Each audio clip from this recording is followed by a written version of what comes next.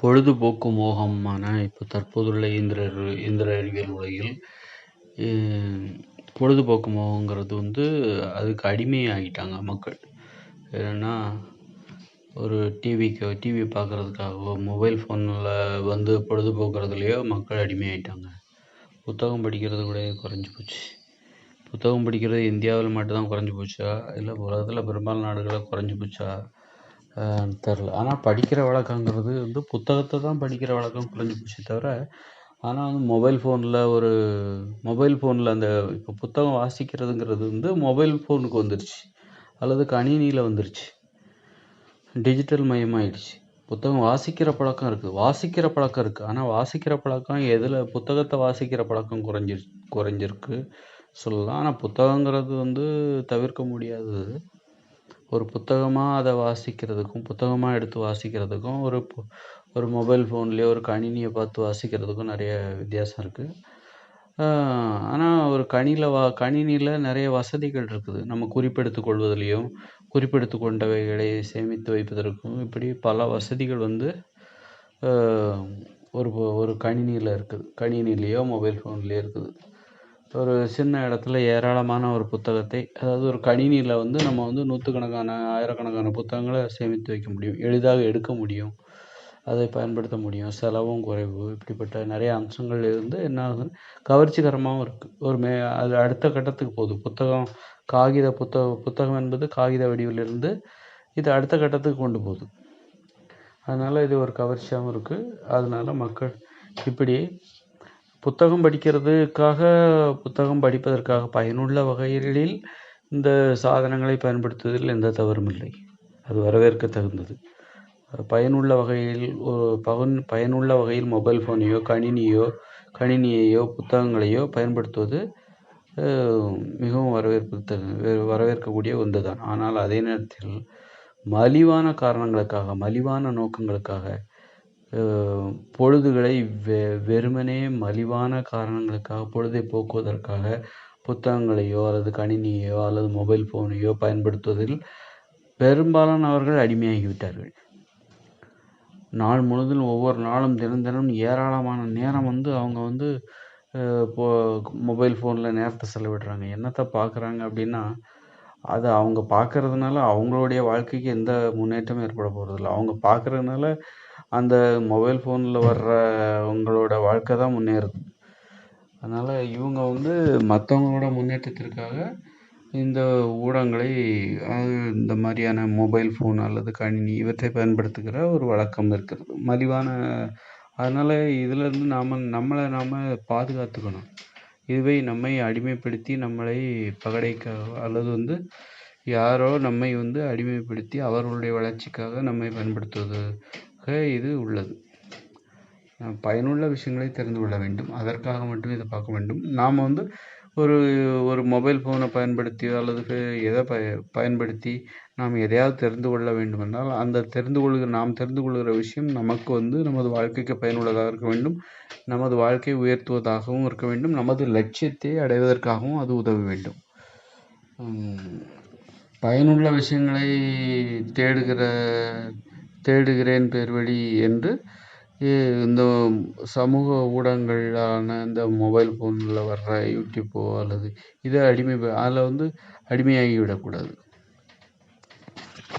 எல்லோருமே கடைபிடித்து காத்து கொண்டு இருக்கிறார்கள், யாராவது சிக்க மாட்டார்களா என்று. மீனை பிடிப்பது போல யூடியூப் அல்லது ஃபேஸ்புக் இதெல்லாம் வலைய போடுறாங்க. அதனால் நாம் இதில் அடிமையாகிடக்கூடாது. இதில் அடிமையாகி நம்முடைய கடமைகளை, நம்முடைய லட்சியத்தில் நாம் செய்ய வேண்டிய கடமைகளை நாம் செய்ய முடியாமல் போயிடக்கூடாது. அதனால் நம்ம ஏமாந்துடக்கூடாது வாழ்க்கையில். அதனால் நம்ம விழிப்புடன் இருக்க வேண்டும். இதிலிருந்து நாம் எப்படி நம்மை பாதுகாத்து கொள்ள வேண்டும். நமக்கு ஆழ் மனதில் ஒரு நம்பிக்கை இருக்குது. என்னென்னா, ஃபேஸ்புக்கு இதெல்லாம் பார்க்காம நம்மளால் இருக்க முடியாது அப்படிங்கிறத நம்பிக்கை. நாம் அப்படி ஒரு பொய்யை உண்மை என்று நம்பிக்கொண்டிருக்கிறோம். ஃபேஸ்புக்கு, யூடியூப்பு அல்லது டிவி சீரியல், டிவி நிகழ்ச்சி இதெல்லாம் அல்லது திரையரங்கில் வெளியிடப்படும் சினிமா இவற்றையெல்லாம் பார்க்காமல் நம்மால் வாழ முடியாது. தற்போதுள்ள இயந்திர அறிவியல் உலகில் வாழவே முடியாது அப்படிங்கிற ஒரு வாழ முடியாது அப்படிங்கிற ஒரு பொய்யை உண்மை என்று நம்பிக்கொண்டிருக்கிறோம். அது பொய் தான், வாழ முடியும் தான் நம்மளால். அதாவது எப்படின்னா, இப்போ 3 வேளையும் சாப்பிடணும் அப்படின்ட்டு சாப்பிடலன்னா உயிர் வாழ முடியாதுன்னு நினச்சிட்டு என்னால் சாப்பிடாம இருக்கவே முடியாது அப்படின்னு பலர் சொல்லுவாங்க. என்னால் சாப்பிடாம இருக்க முடியாது, அந்த மாதிரி நிறைய பேர் சொல்கிறது நீங்கள் கேட்டிருப்பீங்க. என்னால் ஒரு வேளை கூட சாப்பிடாம இருக்க முடியாது, எனக்கு மயக்கம் வந்துடும், கிறுகிறுன்னு வந்துடும், அப்புறம் பொத்துன்னு கீழே விழுந்துருவேன், என்னால் அந்த மாதிரி சொல்கிறாங்கல்ல, அது எந்த அளவுக்கு, அதுவும் ஒரு பொய் தான். அது அவங்க உண்மைன்னு நம்பிக்கிட்டு இருக்காங்க. உண்மையிலே மனுஷங்களால் குறைஞ்சது 5 நாள் வரைக்கும் வெறுமனே தண்ணி குடிச்சிடலாம், உயிர் வாழ முடியும். 10 நாட்களும் தண்ணி குடிச்சிட்டே உயிர் வாழ முடியும். ஒரு சிலர் 1 வருடம் தண்ணீர் குடிக்காமல் கூட உயிர் வாழ்ந்ததாக சொல்கிறார்கள். அந்த மாதிரி நிறைய நிரூபணங்கள் இருக்குது. ஆனால் அது முடியும் தான். ஒரு நாள் 5 நாட்கள் தண்ணீர் குடித்து மட்டும் உயிர் வாழ்ந்திருக்கிறேன் நான். அதுபோன்று நிறைய பேர் இருக்காங்க. நிறைய பேர் இருக்கும்போது ஒருவேளை கூட என்னால் உணவு உண்ணாமல் என்னால் இருக்க முடியாது அப்படின்னு சொல்கிறது ஒரு உண்மையை தெரிந்து கொள்வதற்கு நாம் முயற்சி செய்யவில்லை. அதனால் அந்த சோம்பேறித்தனத்தினால் நாம் ஒரு பொய்யை கூறுகிறோம் என்பது தானே அதன் பொருளாக இருக்க முடியும். அது ஒரு பொய் தானே. என்னால் ஒருவேளை கூட உணவு உண்ணாமல் இருக்க முடியாது என்பது அவருக்கு அது உண்மையாக இருந்தாலும் அவர் கூட அந்த நிலையை மாற்ற முடியும். அவரிடம் உள்ள அந்த நிலையை, அந்த உண்மையை அவர் பொய்யாக்க முடியும். பொய்யாக்குவதற்கு அவர் முயற்சி செய்ய வேண்டும். அதன் மூலம் அவர் உடல் ஆரோக்கியம் மேம்படும்.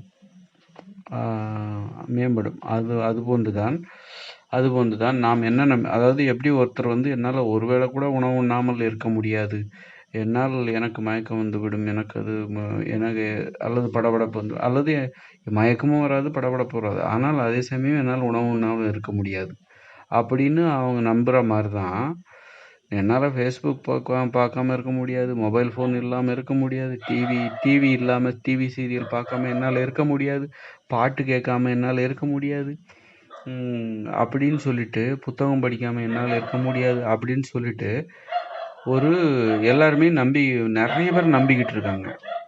அது அவங்களுக்கு உண்மையாக தெரியல, ஆனால் அதை அவங்க பொய்யாக்க வேண்டும். ஏனென்றால் அது அவர்களை அடிமைப்படுத்துகிறது. அவர்களை மட்டுமல்ல, நம்மையும் சேர்த்து தான் அது எல்லோரையும் தான் அடிமைப்படுத்துகிறது. எல்லோரையுமே அடிமைப்படுத்துகிறது. அதனால் நிறைய நேரம் வீணாக போகிறது. ஒரு செயலை அதாவது 2 நாட்களில் செய்ய வேண்டிய செயல்களை 10 நாட்கள் ஆகியும் அதை செய்ய முடியாமல் போகிறது. நாளை பார்த்து கொள்ளலாம் இந்த செயலை அப்படி தள்ளி போடுகிற அந்த காரணத்திற்கு எது காரணமாக இருக்கிறது என்றால், இது போன்று நாம் இந்த மலிவான பொழுதுபோக்கு நிகழ்ச்சிகளை பார்ப்பதற்காக டிவியையோ மொபைல் ஃபோனுக்கோ நாம் அடிமையாகி கிடக்கிறோம். புத்தகங்களிலோ நாம் அடிமையாக கிடக்கிறோம். அந்த அடிமைத்தனம்தான் நமது நேரத்தை, நாம் செய்ய வேண்டிய பயனுள்ள செயல்களை தள்ளி போடுற. நாளைக்கு பார்த்துக்கலாம், 2 நாளில் செய்ய வேண்டிய வேலையை 10 நாளாகவும் செய்ய முடியல. ஒரு 3 மாதத்தில் ஒரு மாதத்தில் செய்ய வேண்டிய வேலையை 1 வருஷம் கூட அதை செய்ய முடியல. இதுக்கெல்லாம் என்ன காரணம் அப்படின்னா, நமது பொன்னான நேரத்தை, விலை மதிக்க முடியாத நேரத்தை இந்த யூடியூப் அல்லது ஃபேஸ்புக்கு அல்லது கணினி அல்லது சினிமா இதன் மூலமாக யாரோ பலர் தேடிக்கொண்டிருக்கிறார்கள். நாம் அதற்கு உடன்படுகிறோம். நம்மால் உடன்படாமல் இருக்க முடியவில்லை. அவர்கள் போடுகிற தூண்டிலை நாம் கடித்து கொண்டிருக்கிறோம். வலிக்கிறது, விடுபட முடியவில்லை. அந்த தூண்டில் முள் நம் வாயில் குத்துகிறது, அந்த முள்ளை எடுக்க முடியவில்லை. அந்த தூண்டில் கயிறு எங்கெல்லாம் இழுத்து செல்லப்படுகிறதோ நாம் அங்கெல்லாம் சென்று கொண்டிருக்கிறோம். அந்த மாதிரியான ஒரு நிலையிலிருந்து நாம் விடுபட்டே ஆகணும். அப்போதான் நாம் எந்த விஷயமே இதுதான் தீர்வு அப்படின்னு நினைக்காம பல பரிசோதனைகளை நாம் செய்ய வேண்டும். அப்படி இருக்கும்போது என்ன பண்ணணும் அப்படின்னா, இன்னும் இது ஒரு விரத முறையை நான் சொல்கிறேன். எப்படி நம்ம நம்மளை அடிமைப்படுத்தக்கூடிய ஏராளமான உணவுகள் இருக்கிறது. அவற்றிலிருந்து நாம் நம்மை விடுவித்துக் கொள்ள வேண்டுமென்றால் அதற்கு உண்ணாவிரதம் எந்த அளவுக்கு மிகப்பெரிய உதவியாக இருக்கும். உணவு கட்டுப்பாடு, உண்ணாவிரதம் என்பது நமக்கு உணவுகள் நம்மை அடிமைப்படுத்தாமல் நம்மை அடிமைப்படுத்துகிற உணவுகளிலிருந்து நாம் நம்மை பாதுகாத்து கொண்டு மேம்பட்ட தரமான உடலுக்கு ஆரோக்கியம் தருகின்ற உணவுகளை நாம் சாப்பிடுவதற்கு நாம் நம்மையே தயார் செய்து பழக்கப்படுத்துகிற ஒரு மேம்பட்ட செயலுக்கு அந்த உண்ணாவிரதம் என்பது மிகவும் உதவியாக இருக்கிறது. அதுபோன்று இது ஒரு விரதம். உண்ணாவிரதம் என்பது உணவுகளை உண்ணாமல் விரதம் இருந்து உடலுக்கு நன்மை தருகின்ற உணவுகளை, அதாவது உணவு உண்ணுகிற செயலை நமது கட்டுப்பாட்டிற்கு கொண்டு வருவதற்காக தான் நம் உண்ணாவிரதமே இருக்கிறோம். உண்ணாவிரதம் இருக்கவில்லை என்றால் உணவு ஆனது நம்மை கட்டுப்படுத்தி கொண்டிருக்கும். உணவுகள் இருக்குல்ல, மலிவான உணவுகள், அது நம்மை ஆட்சி செய்யும். அது நம்மை இழுத்து கொண்டு செல்லும், தெருவெங்கும் இழுத்து கொண்டு செல்லும். தெருநாய் போல இழுத்து கொண்டு கோயில் தேர் போல அது நம்மை இழுத்து கொண்டு செல்லும் உணவு. அப்போ அந்த உணவை நாம் கண்ட்ரோல் பண்ணணும், நம்ம கட்டுப்பாட்டுக்குள்ளே கொண்டு வரணும். உணவு உண்ணுகிற அந்த முறையை நாம் கட்டுப்பாட்டில் கொண்டு முதல்ல சாப்பிட்றது நிறுத்தணும். இப்போ மலிவான உணவுகளை சாப்பிடுவதை நிறுத்தணும். அதுக்கு பேர் தான் உண்ணாவிரதம். அப்படி நிறுத்தும்போது தான் நிறுத்துகிற அந்த ஆற்றல் தான் என்ன ஆகுது, உடலுக்கு நன்மை தருகிற உணவுகளை உண்பதற்கும் அதனை அளவோடு உண்பதற்கும் என்னென்ன உணவுகளை எல்லாம் உண்ண வேண்டும், எந்த அளவுக்கு உண்ண வேண்டும் என்பதையெல்லாம் நம்மளுடைய கட்டுப்பாட்டிற்குள் கொண்டு வர்றதுக்கு தான் அந்த உண்ணாவிரதம். உண்ணாவிரதத்திலேருந்து முதல்ல நம்ம உணவு நம்மளை இழுத்து சென்றுட்டு, அப்போ அதுலேருந்து நாம் எப்படி வேணும்னா டக்குன்னு நமக்கு இப்போது நாம் சாப்பிட்ற உணவு நமக்கு தீங்கு செய்து நோய்களை உருவாக்குகிறது. ஆனால் அந்த உணவுகளை நம்மால் சாப்பிடாமல் இருக்க முடியாது. அப்படி இருக்கும்போது நாம் நல்ல உணவுகளை உண்ண வேண்டும் என்று முடிவெடுக்கும்போது அது எப்படி செய்யணும் அப்படின்னா, முதல்ல நாம் நமது உடலுக்கு நோயை ஏற்படுத்துகிற உணவுகளை உண்டு கொண்டே இருக்கிறோம், அதற்கு அடிமையாக இருக்கிறோம். அந்த உணவுகளை நாம் சாப்பிட்டு கொண்டே இருக்கிறோம். அப்படி இருக்கும்போது நல்ல உணவுகளை உண்ண வேண்டும், நமது உடலுக்கு நன்மை தருகிற உணவுகளை உண்ண வேண்டும் என்பதற்காக திடீரென நன்மை தரும் உணவுகளை உண்ண முடியாது. முதல்ல நாம் கெட்ட உணவுகளை சாப்பிடுவதை நிறுத்த வேண்டும். நிறுத்திவிட்டு அதன் பிறகுதான் நல்ல உணவுகளை உண்ண முடியும். நல்ல உணவுகள் அப்போ தான் அது நம்ம கட்டுப்பாட்டில் வருது. முதல்ல நாம் கெட்ட செயல்களை செய்கிறோன்னு வச்சுக்கோங்க. கெட்ட செயல்களை செஞ்சிட்ருக்கோம். கெட்ட செயல்களை செஞ்சுட்டு உடனே நல்ல செயல்களை செய்ய முடியாது. நல்ல செயல்களில் என்ன செய்ய ஆரம்பிச்சிடலாம். முதல்ல கெட்ட செயல்களை நிறுத்தணும், அது ஒரு செயல். கெட்ட செயல்களை செய்வது ஒரு செயல், அப்புறம் கெட்ட செயல்கள் செய்வதை நிறுத்துவது ஒரு செயல், அதன் பிறகு நல்ல செயல்கள் செய்ய தொடங்குவது என்பது இன்னொரு செயல். புரியுதா? இந்த விதிமுறை தான் உணவு கட்டுப்பாட்டில் நடைமுறைக்கு வரும். அதனால் நாம் நமது உடலுக்கு நன்மை தருகின்ற உணவுகளை உட்கொள்ள வேண்டுமே ஆனால் முதலில் நாம் உட்கொண்டு வருகிற தீய உணவுகளை உண்ணுகிற பழக்கத்தை முதல்ல நிறுத்த வேண்டும். அதற்கு பெயர் தான் உண்ணாவிரதம். அது நமக்கு ரொம்ப எளிதாக இருக்க வேண்டும். ஒரு வேளை கூட எனக்கு உணவு உண்ணாமல் இருக்க முடியாது என்று சொல்பவர்களுக்கு உணவு உண்ணாமல் இருப்பது மிகவும் மலைப்பான ஒரு செயல். ஒரு நாள் என்ன, என்னால் ஓரிரு நாட்கள் என்ன, என்னால் 3-4 நாட்கள், 3-4 நாட்கள் என்ன, என்னால் 5 நாட்கள் கூட, 10 நாட்கள் கூட வெறுமனே தண்ணீர் குடித்து கொண்டு என்னால் உணவு உண்ணாமல் என்னால் அமைதியாக இருக்க முடியும், இயல்பாக இருக்க முடியும் என்று ஒருவர் சொல்லுகிற அளவுக்கு அவர் தன்னை பழக்கப்படுத்தி கொள்ள வேண்டும். அது பழக்கத்தினால் மட்டும்தான் சாத்தியம். இயற்கையாக பிறவியிலே வருவது அல்ல. அது பழக்கப்படுத்துவதனாலும் பயிற்சிக்குள்ளாக்குவதனாலும் மட்டும்தான் அது வரும். பல முறை முயன்றிருந்தால் மட்டுமே அத்தகைய ஒரு உண்ணாவிரதம் இருக்கின்ற அந்த திறன் ஒருவருக்கு சாத்தியமாகும். ஆதலால் நாம் ஒரு நல்ல உணவு உண்ணணும்னா முதல்ல தீய உணவுகள் உண்ணுவதை முதலில் நிறுத்த வேண்டும். அத்தகைய நிறுத்தலுக்கு பெயர் தான் உண்ணாவிரதம். அதன் பிறகு நல்ல உணவுகளை செய்ய தொடங்க வேண்டும். அப்போது வந்து தொடங்க வேண்டும். இதே அடிப்படை விதிமுறை தான் பொழுதுபோக்கு மோகத்திற்கு நாம் அடிமையாக கிடக்கும்போது மலிவான விஷயங்களை நாம் வந்து மொபைல் ஃபோனிலோ, ஃபேஸ்புக்கிலோ, யூடியூப்லோ அல்லது வந்து கணினியிலோ அல்லது திரையரங்கிலோ தேடுகின்றோம் என்றால், முதலில் நாம் வந்து அதை எப்படி கட்டுப்படுத்துவது? நல்ல விஷயங்களுக்கு எப்படி மடைமாற்றுவது? நல்ல விஷயங்களை இந்த சமூக ஊடகங்களிலோ அல்லது வந்து இணையதளங்களிலோ தேடுவது எப்படி? அப்படின்னு பார்க்கும்போது முதல்ல இதை நிறுத்தணும். நிறுத்துகிற திறன் இருக்கா?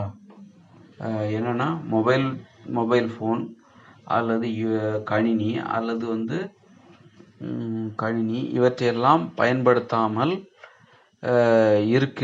சும்மா இருக்கின்ற அந்த திறன் முதலில் நமக்கு இருக்கிறதா, அல்லது உங்களுக்கு இருக்கிறதா, அல்லது எனக்கு இருக்கிறதா என்று நாம் நம்மை நாமே கேட்டுக்கொள்ள வேண்டும். உங்களை நீங்களே கேட்டுக்கொள்ள வேண்டும். நானே என்னை கேட்டுக்கொள்ள வேண்டும். அதற்கு என்ன பதில்? உண்மையில் என்னால் முடியாது. என்னால் ஒரு நாள் கூட ஃபோன் இல்லாமல் இருக்க முடியாது. அப்படி சொன்னால் ஒருவேளை நாம் வந்து நம்முடைய நேரம், நம்முடைய தேடல் எல்லாம் மலிவானதாக இருக்கும்.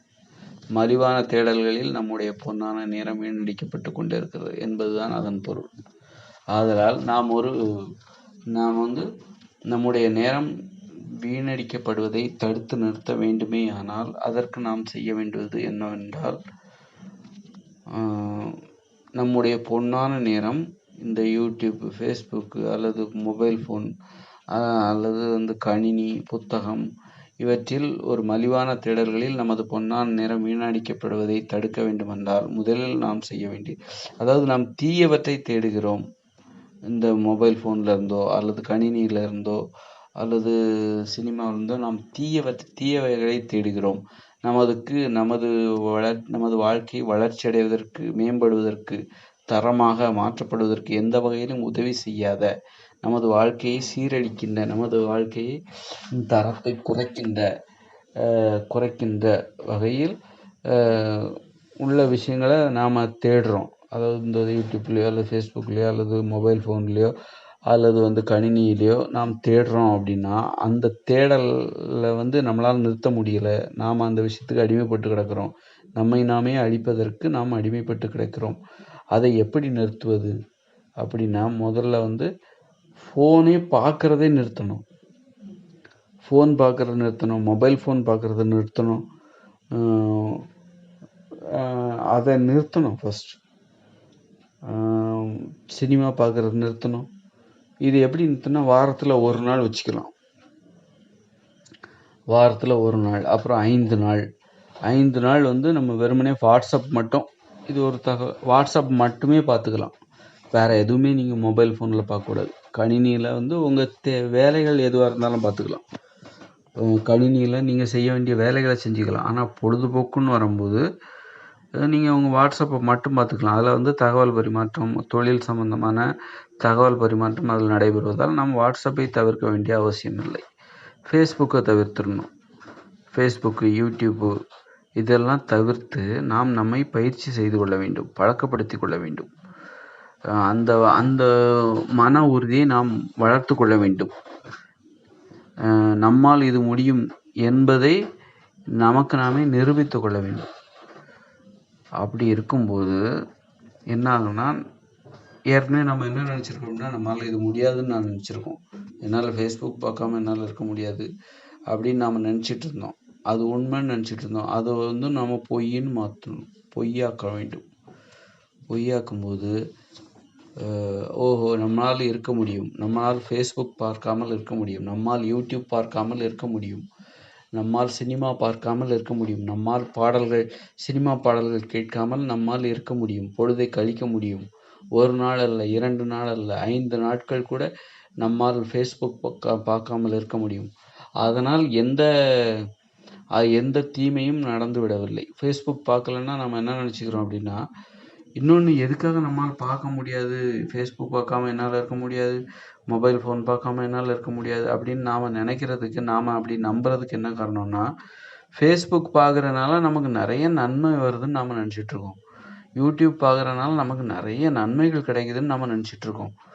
நம்ம வாழ்க்கைக்கு தேவையான நிறைய நன்மைகள் ஃபேஸ்புக்லேயும் யூடியூப்லேயும் அல்லது இது போன்று நிறைய இந்த மொபைல் ஃபோன்லேயும் அல்லது கணினியிலையோ அது மாதிரி நிறைய கிடைக்குதுன்னு நாம் நினச்சிக்கிட்டு இருக்கோம். அதனால தான் அதை நம்ம தினமும் பார்த்தே ஆகணும், அதை பார்க்காம இருக்க முடியாது அப்படிங்கிற அந்த ஒரு நிலைக்கு நாம் நாமே கொண்டு சென்றதற்கு காரணமாக இருக்கிறது. நாம் நமது விருப்பத்தின் பேரில் தான் நாம் அடிமைப்பட்டு கிடக்கிறோம். ஃபேஸ்புக் இருக்கோ அல்லது யூடியூப் இருக்கோ அல்லது கணினியில் ஏதோ ஒரு விஷயத்துக்கு கணினி அல்லது பொழுதுபோக்கு கேம் விளையாடுறது எல்லாமே நமது விருப்பத்தின் பேரில் தான் நாம் அவைகளுக்கு அடிமையாக கிடக்கிறோம். ஏனென்றால் அவற்றின் மூலம் நமக்கு நிறைய பயன்கள் வந்து சேருவதாக நாம் நம்பிக்கொண்டிருக்கிறோம். அவற்றையெல்லாம் பொய்யாக்க வேண்டும். அது உண்மை அல்ல. நம்மால் ஒரு ஃபேஸ்புக் பார்க்காம 5 நாள் என்ன 10 நாள் என்ன 1 வருடம் கூட இருக்க முடியும். அவ்வாறு ஒரு யூடியூப் பார்க்காம 1 வருடம் கூட நம்மால் இருக்க முடியும், அல்லது 1 மாதம், ஒரு 10 நாட்கள் இப்படி நாம் இருக்க முடியும். அப்படின்னு சொல்லிட்டு ஒரு ஃபோனையே நம்ம என்ன பண்ணோம், வாரத்தில் 1 நாள் சுவிட்ச் ஆஃப் பண்ணிடணும். விடுமுறை தினமாக பார்த்து என்ன பண்ணோம், ஃபோனையே சுவிட்ச் ஆஃப் பண்ணிடணும். நமக்கு அப்போ யாரெல்லாம் ஃபோன் நமக்கு பண்ணுவாங்களோ வழக்கமாக, யாரிடமெல்லாம் நாம் ஃபோன் பண்ணி பேசுவோமோ அவங்ககிட்டலாம் கூட ஒரு பேச்சாக சொல்லிடணும். ஒரு பேச்சாகவே பேசும்போது சொல்லிடணும், நான் இந்த மாதிரி ஞாயிற்றுக்கிழமையான ஃபோனை சுவிட்ச் ஆஃப் பண்ணி போட்டுருவாங்க அப்படின்னு சொல்லிடணும். ஃபோன்லாம் பேச மாட்டேன், ஒரு நாள் பார்த்துக்கலாம் அப்படின்னு சொல்லிட்டு ஃபோன்லாம் சுவிட்ச் ஆஃப் பண்ணி போட்டுருவேன் அப்படின்னு சொல்லி ஒரு விஷயத்த சொல்லி வச்சிடணும். அப்போ யாரும் நமக்கு தெரிஞ்சவங்க யாரும் நாம் என்னைக்கு முழுவதும் ஃபோனே சுவிட்ச் ஆஃப் பண்ணி வச்சிடுறோமோ அன்னைக்கு யாருமே நமக்கு கால் பண்ண மாட்டாங்க. ஒரு சில அவசரத்துக்குள்ள சில தகவல் ஃபோன் வரதான் செய்யும். அதை நம்ம அன்னைக்கு அட்டன் பண்ண முடியாமல் போகத்தான் செய்யும். பரவாயில்ல அப்படின்னு சொல்லிட்டு வாரத்தில் 1 நாள் என்ன பண்ணோம், ஃபோனை சுவிட்ச் ஆஃப் பண்ணி வச்சிடணும். காலை 6 மணியிலிருந்து மாலை 6 மணி வரை அப்படின்னு சொல்லிட்டு வச்சிடலாம். அல்லது காலை 6 மணியிலிருந்து மறுநாள் காலை 6 மணி வரை நாம் ஃபோனையும் சுவிட்ச் ஆஃப் பண்ணி அப்படி வச்சுட்டு டிவி பார்க்கக்கூடாது, ஃபோன் பார்க்கக்கூடாது, புத்தகம் படிக்கக்கூடாது, கணினி பார்க்கக்கூடாது, டிவி சீரியல் எதுவும் பார்க்கக்கூடாது. இது ஒரு அற்புதமான ஒரு விரத முறை. வழக்கமாக நீங்கள் சாப்பிட்டுருக்கலாம், ஆனால் உணவு உண்ணலாம். இது ஒரு ஊடக விரதம்னு வச்சுக்கலாம். டிஜிட்டல் ஊடக விரதம், மின்னணு ஊடக விரதம் அப்படின்னு வச்சுக்கலாம். இந்த விரதம் நம்மளை என்ன பண்ணும் அப்படின்னா, ஒரு ஃபேஸ்புக்கு அடிமையாக விடாது. நமக்கு ஒரு வேலை செய்ய வேண்டியிருக்கும், நம்ம தொழில் சம்பந்தமான ஒரு வேலை செய்ய வேண்டியிருக்கும். ஆனால் நம்ம ஃபேஸ்புக் பார்த்தோன்னா அது நம்மளை இழுத்துக்கிட்டே போயிடும். அப்படி இழுத்து போக விடாமல் நம்மளை நாமே கட்டுப்படுத்தி கொள்வதற்கு நான் சொல்லுகிற அந்த ஊடக விரதம் உதவியாக இருக்கும். அதனால் என்ன பண்ணோம், ஃபேஸ்புக்கு இதெல்லாம் பார்ப்பதே தவிர்க்க வேண்டும், குறைக்க வேண்டும், குறைத்து பழக வேண்டும், பார்ப்பதை தவிர்த்து பழக வேண்டும். பார்க்கக்கூடாது, நிரந்தரமாக பார்க்கக்கூடாது என்று நான் சொல்லவில்லை. பார்ப்பதை நிறுத்தி பழக வேண்டும். ஒரு 5 நாட்களுக்கு 10 நாட்களுக்கு முதலில் 1 நாள் மட்டுமே நீங்கள் பயிற்சி எடுங்க. 1 நாள் மட்டுமே ஃபேஸ்புக்கு யூடியூப்பை நம்ம பார்க்கக்கூடாது. மொபைல் ஃபோனில் கேம் விளையாடக்கூடாது. அந்த மாதிரி பொழுதுபோக்கு விஷயங்களை மொபைல் ஃபோன்லேயோ அல்லது டிவிலேயோ டிவி சீரியல்லையோ எதுலேயுமே இந்த மாதிரியான மின்னணு ஊடகங்களில் பொழுதுபோக்கு விஷயங்களை தேடக்கூடாது அப்படின்னு சொல்லிட்டு 1 நாளைக்கு மட்டும் பயிற்சி எடுக்கணும். அப்புறம் அடுத்த நாளைக்கு வழக்கம் போல் எப்போதும் போல் நீங்கள் பார்க்கலாம். அப்புறம் திரும்பவும் 1 நாள் அதே மாதிரி பயிற்சி எடுக்கணும். அப்புறம் திரும்பவும் பழைய மாதிரி வந்துடணும். அப்புறம் இந்த நாட்களை அதிகப்படுத்தணும். 1 நாள் மட்டுமே கடைபிடித்து வந்த அந்த ஊடக விரதத்தை 2 நாட்களாக மாற்ற வேண்டும். 2 நாட்களுக்கு ஒரு முறை அந்த ஊடக விரதத்தை முடித்து கொள்ளலாம். 2 நாட்கள் ஃபோன் எதுவும் பார்க்காம இருக்கணும். ஃபோனில் ஏதாவது கால் பண்ணி யாராவது பேசுனாங்கன்னா அது பேசலாம், தப்பு இல்லை. அதே நேரத்தில் பொழுதுபோக்கு சம்மந்தமாக எதையுமே நம்ம அதில் பார்க்கக்கூடாது. அப்படி ஒரு 2 நாட்களுக்கு ஒரு முறை அந்த விரதத்தை கடைபிடிக்க வேண்டும். அப்புறம் 3 நாட்களுக்கு ஒரு முறை கடைபிடிக்க வேண்டும். இப்படி பிறகு 3 நாட்கள் முடிந்தவுடன் அந்த ஊடக விரதத்தை முடித்து கொண்டு அதில் ஃபேஸ்புக்கில் நீங்கள் போய் தேடலாம். இப்போ என்ன ஆகுதுன்னா, உங்களால அந்த விஷயம் ஒரு ஒரு Facebook பார்க்காம இருக்கிறதோ, அல்லது YouTube பார்க்காம இருக்கிறதோ ரொம்ப ஈஸியாயிடும். சினிமா பார்க்காம இருக்கிறதோ வந்து ரொம்ப ஈஸியாயிடும். பாட்டு கேட்காம இருக்கிறதோ, மொபைல் ஃபோனில் பாட்டு கேட்காம இருக்கிறது அப்படிங்கிறதெல்லாம் ரொம்பவும் ஈஸியாக கைவந்த கலையாக மாறிவிடும். அப்படி இருக்கும்போது அப்படி அப்படி ஆகும்போது உங்கள் வாழ்க்கையில் இயல்பாகவே ஒரு மாற்றம் நடைபெறும். நீங்கள் உங்கள் லட்சியத்தில், உங்களுடைய லட்சிய கடமைகளில் நீங்கள் ஒரு வேகமான ஒரு கவனத்தை செலுத்துவீர்கள். அதை நீங்களே கவனிப்பீர்கள். உங்கள் வாழ்க்கை முன்னேற்றம் அடைவதையும் கவனிப்பீர்கள். உங்கள் நேரம் பயனுள்ள வகையில் செலவழிக்கப்படுவதையும், அப்படி ஒரு வாழ்க்கை முறைக்கு மாறுவதையும் நீங்கள் உணர்வீர்கள். உங்கள் வாழ்க்கை, அதாவது பொழுதுபோக்கு, உங்கள் நேரம் வீணாக செலவழிக்கப்படுகிற முறைகளை நீங்கள் நிறுத்தும் போது, ஃபோன் பார்க்காம இருக்கும்போது, இது போன்ற விரத முறைகள், ஊடக விரத முறைகளை தொடர்ந்து கடைபிடித்து வர என்ன ஆகும் அப்படின்னா, நீங்கள் வந்து உங்களுடைய நேரத்தை தேவையில்லாமல் செலவழிப்பதை முற்றிலும் தவிர்த்து விடுவீர்கள். ஒரு கட்டத்தில் அப்போ வந்து நீங்கள் வந்து எந்த செயலையும் தள்ளி போட மாட்டீங்க, அப்பப்போ முடிச்சிருவீங்க. இந்த ஆளுமைத்திறன் வளர்ந்துக்கிட்டே போகும். அடிமைத்தனம் உங்களிடம் குறையும். ஒரு உணவு மீது உங்களுக்கு அடிமைத்தனம் இருக்கக்கூடாது. ஃபேஸ்புக், யூடியூப், டிவி பார்க்குறது, மொபைல் ஃபோன் பார்க்குறது, இப்படி ஒரு அடிமைத்தனம் இருக்கக்கூடாது. இந்த 2 அடிமைத்தனம் மிகவும் மோசமானது. அது வந்து வேற என்ன அடிமைத்தனம், ஒரு சுய இன்பம் பண்ணாமல் என்னால் இருக்க முடியாது அப்படின்னு சொல்கிறது ஒரு மிக மோசமான அடிமைத்தனம். இப்படிப்பட்டவங்களால இந்த அடிமைத்தனம் வந்து, அல்லது வந்து ஆபாச படம் பார்க்காம என்னால் இருக்க முடியாது அப்படின்னு சொல்கிறது, அந்த மாதிரியான அடிமைத்தனம், இந்த மாதிரி அடிமைத்தனங்கள் வந்து மிக மோசமானது. இந்த 3 அடிமைத்தனங்களும் உணவு மீது, மலிவான உணவுகள் மீது உள்ள அடிமைத்தனம், மலிவான பொழுதுபோக்கு அம்சங்களை தேடுவதில் உள்ள ஒரு அடிமைத்தனம், அல்லது வந்து பாலியல் உறவுகளில் சுய இன்பம் செய்வதில் உள்ள ஒரு அடிமைத்தனம். இது வந்து மிக மோசமான இந்த இது போன்று எவையெல்லாம் நம்மை அடிமைப்படுத்துகிறதோ அவற்றையெல்லாம் நாம் தவிர்த்து கொண்டு, நிறுத்தி கொண்டு, நாம் வந்து நமக்கு ஒரு பயிற்சி கொடுத்து கொண்டே வர வேண்டும். இந்த பயிற்சி தான் நமது வாழ்க்கையை மேம்படுத்தும். இந்த பயிற்சிகளை செய்யவே இல்லை என்றால் நாம் நிறைய பரிசோதனைகள் செய்யணும். அப்போ தான் நம்ம வாழ்க்கை மேம்படும். இந்த பரிசோதனைகள்லாம் நம்ம செய்யலை, இந்த முயற்சிகளெல்லாம் நம்ம செய்யலைன்னா நம்ம வாழ்க்கை மேம்படாது, அடுத்த கட்டத்துக்கு போகாது. நம்ம எது பலவீனப்படுத்துகிறதோ அதை முதலில் செய்வதை நிறுத்த வேண்டும். அதுதான் நம்மை பலவீனப்படுத்துகிற விஷயங்களை நாம் வந்து கடைபிடித்து வருகிறோம், பயன்படுத்தி வருகிறோம் என்றால் அதுதான் நமது தோல்விக்கு காரணமாக இருக்கும். அதனால் நமது பலவீனங்களை முதலில் அழிக்க வேண்டும்.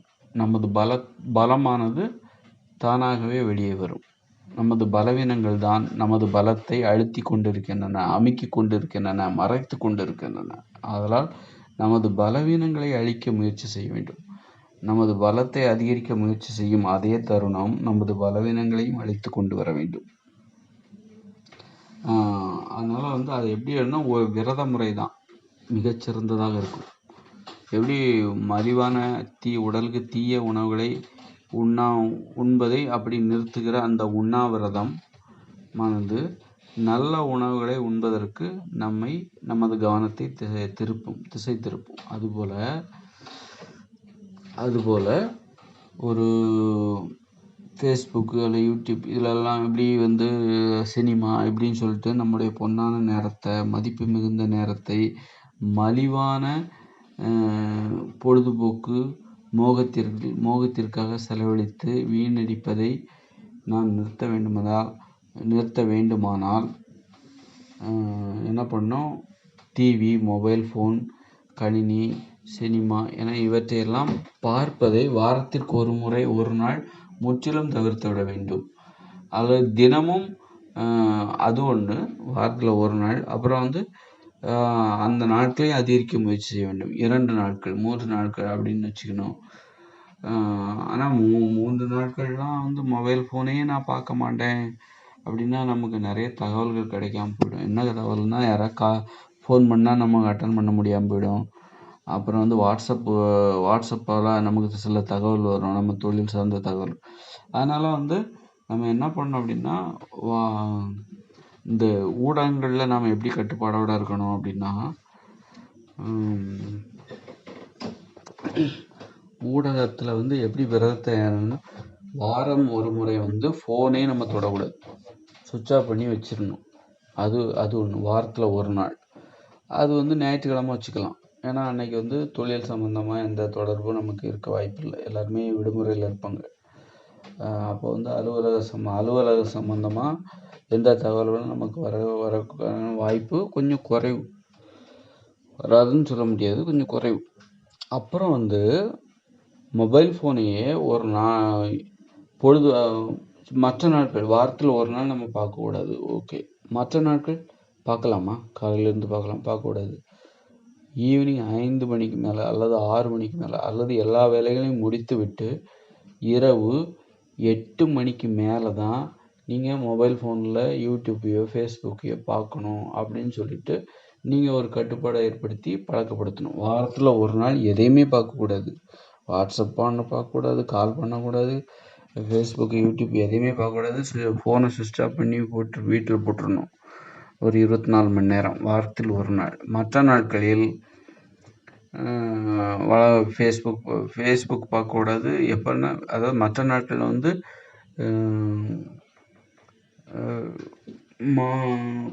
இரவு 8 மணிக்கு மேலே தான் நீங்கள் ஃபேஸ்புக் பார்க்கலாம், யூடியூப் பார்க்கலாம், அந்த மாதிரி சினிமா பார்க்கலாம். 8 மணிக்கு உள்ள வாட்ஸ்அப் மட்டும் பார்க்கலாம். இரவு 8 மணிக்கு மேலே தான் நீங்கள் ஃபேஸ்புக்கு, யூடியூப்பு அல்லது சினிமா, பாடல்கள் கேட்பது, ஏன்னா இது போன்று ஒரு பொழுதுபோக்கு அம்சங்களுக்கு நேரத்தை அனுமதிக்க வேண்டும். 8 மணிக்குள்ளாக வாட்ஸ்அப் பார்த்துக்கலாம், ஃபோன் பேசிக்கலாம்.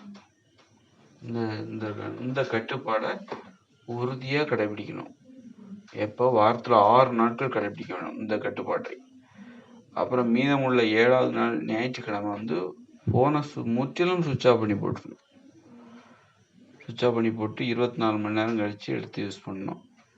இந்த மாதிரி ஒரு வழக்கம் ரொம்ப வேணும். இது அப்போ பொழுதுபோக்கு விஷயங்கள், நம்மளை பொழுதுபோக்கு மோகங்கள், மலிவான பொழுதுபோக்கு மோகங்கள் நம்மை அடிமைப்படுத்தாமல் நம்மை பாதுகாத்து கொள்ள முடியும், நம்மையும் நமது நேரத்தையும் பாதுகாத்து கொள்ள முடியும். அப்புறம் வந்து உணவில் சொல்லிட்டேன், தீய உணவுகளை நிறுத்துறதுக்கு வாரத்தில் ஒரு நாள் 24 மணி நேரம் உண்ணாவிரதம் இருக்கணும். அப்புறம் வந்து காலையில் உணவு உண்ணாமல் இருப்பது நல்லது. என்னை பொறுத்தளவில் காலை உணவு உண்பதை தவிர்த்து விடுவது உணவு கட்டுப்பாட்டிற்கு மிகவும், தினமும் ஒருவேளை உணவு உண்ணாமல் இருப்பது, அது காலை வேளையாக இருந்தால் நல்லது. காலை உணவு உண்டால் நல்லது, உடலுக்கு நல்லது என்று பலரும் சொல்கிறார்கள். அல்லது நாம் என்ன பண்ணோம், ஒரு 11 மணிக்கு காலை உணவு உண்ணலாம். காலை உணவாக இயற்கை உணவு உண்ணலாம். பழங்கள், காய்கறிகள், பச்சை காய்கறிகள், பழங்களை உண்ணலாம். காலை 11 மணிக்கு தான் உணவு உண்ண வேண்டும். பசிக்க விட்டு உணவு உண்ண வேண்டும். நாம் உண்ணுகிற முதல் உணவு காலை உணவு தான். அப்படி உண்ணுகிற அந்த காலை உணவு வந்து மிகுந்த பசிக்கு அப்புறமாக நாம் உண்ண வேண்டும். அவ்வாறு உண்ணப்படுகிற உணவு கூட உப்பு கலந்து சமைக்கப்பட்ட சமையல் உணவாக இருக்கக்கூடாது. பழங்கள், காய்கறிகள் என இது போன்ற உணவுகளாக இருக்க வேண்டும் அந்த காலை உணவு மட்டும். மதியானம் வந்து சோறு சாப்பிடலாம். அதாவது இந்தியாவை பொறுத்தவரை, அதாவது தமிழ்நாட்டை பொறுத்தவரை சோறு சாப்பிடலாம். நீங்கள் நார்த் இந்தியாவில் இருக்கீங்கன்னா சப்பாத்தி சாப்பிடுங்க, பூரி சாப்பிடுங்க. அந்தந்த ஊரில் என்ன உணவு பிரசித்தி பெற்றிருக்கோ அந்த உணவை சாப்பிடலாம். மத்தியானம் சோறு சாப்பிடுங்க. அப்புறம்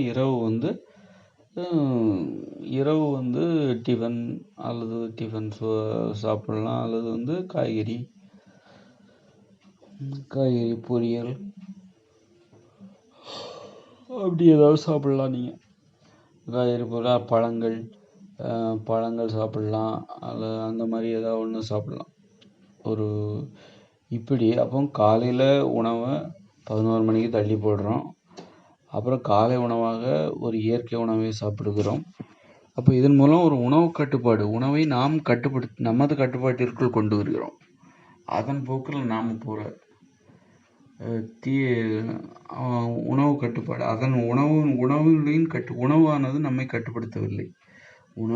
உணவை நாம் கட்டுப்படுத்துகிறோம். நமக்கு தேவையான நல்ல உணவுகளை நாம் உண்ணுவதற்கு அந்த உணவு உண்ணுகிற முறையவே நாம் நமது கட்டுப்பாட்டிற்குள் கொண்டு வர வேண்டியதாக இருக்கிறது. அதுதான் இந்த விரத முறைக்கு காரணம். எதற்காக விரதம் இருக்க வேண்டும் என்றால், நம்மை அடிமைப்படுத்துகிற ஒரு நடைமுறையை நமது கட்டுப்பாட்டிற்குள் கொண்டு வர வேண்டும். நம்மை வீழ்த்துகிற ஒரு நடைமுறையை நமது கட்டுப்பாட்டிற்குள் கொண்டு வர வேண்டும் என்பதற்காக தான் அந்த முறை கடைபிடிக்கப்படுகிறது. அது அதற்குத்தான் அது சுய அனுபவம் செய்யாமல் இருக்கணும். சுய அனுபவம் அல்லது உடலுறவில் ஒருத்தர் கட்டுப்பாடு இல்லாமல் நடந்து கொள்கிறாரா? ஒரு ஆண் உடல் உறவில் தனது மனைவியை ரொம்பவும் துன்புறுத்துகிறாரா? அவற்றிலிருந்து அவரால் வெளிவரவே முடியவில்லையா? வெளிவர வேண்டும் என்று நினைக்கிறாரா? ஒரு நாகரிகமான ஒரு அணுகுமுறையை உடல் உறவில், தாம்பத்திய உறவில் கடைபிடிக்க வேண்டும் என்று விரும்புகிறாரா? அதுக்கு ஒரு வழி என்னன்னா, உடல் உறவு கொள்ளாமல் இருப்பது, சுயன்பம் செய்யாமல் இருப்பது, ஆபாச படங்கள் பார்க்காமல் இருப்பது, இப்படி பயிற்சி செய்து கொண்டு அது எளிதான பிறகு அவ்வாறு உடல் உறவு கொள்ளாமல் இருப்பது, ஆபாச படங்கள் பார்க்காமல் இருப்பது, சுயன்பம் செய்யாமல் இருப்பது, இது போன்ற செயல்பாடுகள் இயல்பாகவும் மிக மிக எளிதாகவும் மாறிவிட்ட பின்பு உடல் உறவில் கவனம் செலுத்த வேண்டும். ஆக இது ஒரு பயிற்சி எடுத்துக்கணும். இப்படிப்பட்ட விரத முறைகளை நம்ம கவனம் செலுத்தி பயிற்சிகள் எடுத்தால் மட்டும்தான் நமது வாழ்க்கை நமது கட்டுப்பாட்டிற்குள் இருக்கும். நமது வாழ்க்கையில் நாம் பின்பற்றுகிற நடைமுறைகள் நமது கட்டுப்பாட்டிற்குள் இருக்கும். இல்லை என்றால் அவற்றின் கட்டுப்பாட்டிற்குள் நாம் சென்று விடுவோம். அவை நம்மை கட்டுப்படுத்தி அவைகளின் போக்கில் நம்மை இழுத்து கொண்டு சென்று ஒரு மிகப்பெரிய படுகொலியில் நம்மை தள்ளிவிடும். வாழ்க்கையில் என்றுமே வெற்றி பெற முடியாது. நாம் வெற்றி பெற வேண்டும் என்றால் நமது வாழ்க்கை நமது கட்டுப்பாட்டிற்குள் இருக்க வேண்டும். நமது வாழ்க்கையின் கட்டுப்பாட்டிற்குள் நாம் போய்விடக்கூடாது. நமது கட்டுப்பாட்டிற்குள் நமது வாழ்க்கை இருக்க வேண்டும். அதன் மூலம் புரிஞ்சுக்கோங்க. ஓகே, நன்றி.